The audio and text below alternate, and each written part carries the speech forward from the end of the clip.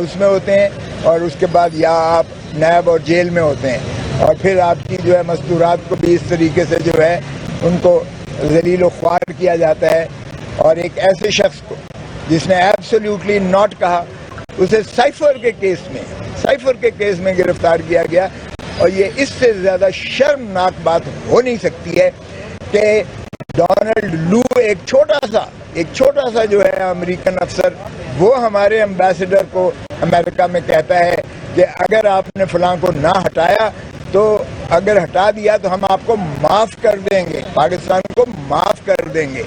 یعنی ایسے جیسے پاکستان امریکہ کا غلام ہے، اور غلام جو ہے اگر وہ حکم کی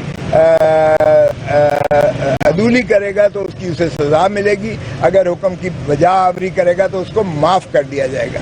اب یہ ہے سائفر، اور اس پر جو ہے ظاہر ہے کہ اس وقت کی جو عمران خان کی کابینہ تھی، انہوں نے ایک نیشنل سیکیورٹی کونسل کی میٹنگ بلائی جس میں تینوں افواج پاکستان کے سربراہان موجود تھے، اور انہوں نے کہا کہ یہ بلیٹنٹ انٹرفیئرنس ہے into the affairs of Pakistan, اور انہوں نے ایک اسٹرانگ ڈیموش کا کہا کہ اس کو سخت قسم کا جواب دیا جائے.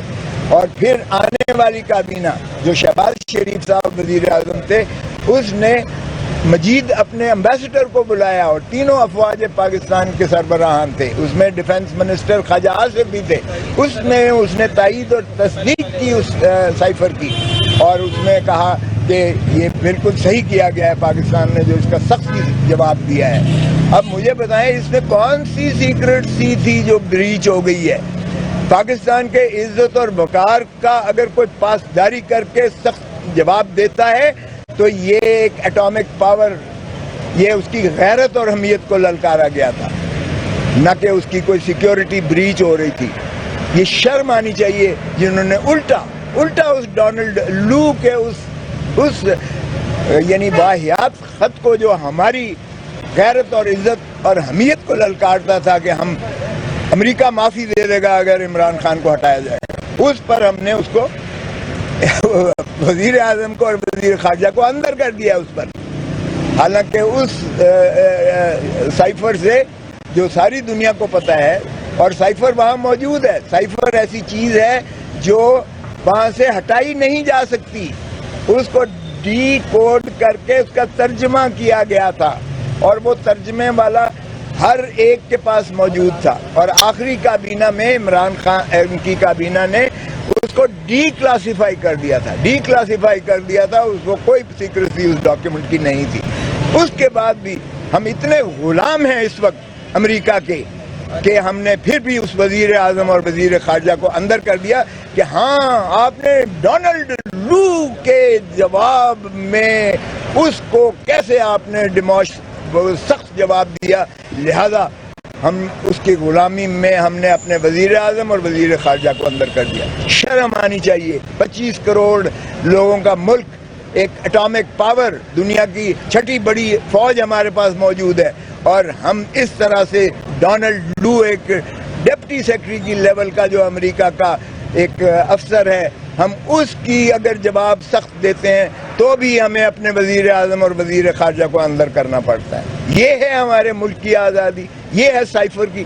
سائفر میں کوئی پوچھے ذرا، سائفر میں گرفتاری ڈال دی ہے خان، سائفر میں کوئی پوچھے بھائی کون سی اس میں پاکستان کا دفاع جو ہے وہ خدا نخواستہ وہ متزلزل ہو گیا ہے؟ کون سے دشمن کو یہ خط پہنچا ہے تو اس دشمن کے ہاتھ میں ہمارے راز آ گئے ہیں، ریاستی راز آ گئے ہیں؟ اس پہ تو فخر ہونا چاہیے کہ پاکستان کی حکومت نے سخت جواب دیا ہے. ہم غلام نہیں ہیں، ہم ایک آزاد ریاست اور آزاد مملکت ہیں، اور ایک آزاد مملکت اور آزاد ریاست کے سربراہ کو ایبسولیوٹلی ناٹ ہی کہنا چاہیے بجائے اس کے کہ سرنڈر کریں. یہی بھٹو کے ساتھ بدقسمتی سے کیا گیا.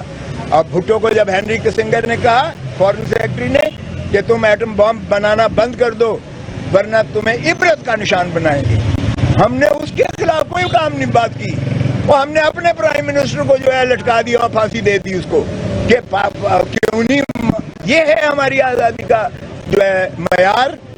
تو میں نہیں سمجھتا کہ 25 کروڑ عوام جو ہے وہ اس کو ہضم کر سکتے ہیں کہ سائفر کا جو کیس ہے اس کی کوئی کوئی کسی اخلاقی عنصر سے دیکھیں، قانونی تقاضے سے دیکھ لیں، کسی کسوٹی پر پرکھ لیں، یہ شرم آنی چاہیے کہ آپ نے ایک سائفر والا